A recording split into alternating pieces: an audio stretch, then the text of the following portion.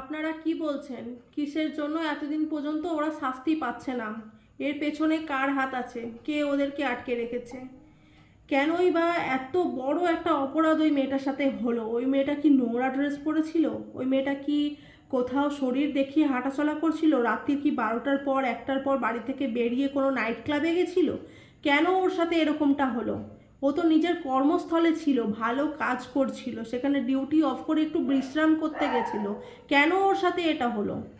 কে আটকে রেখেছে? সব কিছুই মমতা ব্যানার্জির জন্য হয়েছে। মমতা ব্যানার্জি যদি আজকে চাইতো তাহলে ওরা এতক্ষণ পর্যন্ত শাস্তি পেয়ে যেত। সব কিছু মমতা ব্যানার্জির জন্য হয়েছে। দফা এক, দাবি এক, মমতা ব্যানার্জির পদত্যাগ। জাস্টিস ফর আরজি কর, জাস্টিস ফর আরজি কর। We want justice. আমাদের বিচার চাই। আমরা আমরা এত আন্দোলন করছি, পুরো কলকাতা, পুরো ভারতবর্ষ আন্দোলন করছে, এটার একটা বিচার চাই। বিচার চাই আমাদের। কোথা থেকে বিচার দেবেন জানি না। এতদিন পর্যন্ত কেন শাস্তি পাচ্ছে না, এটা আমাদের সবার প্রশ্ন।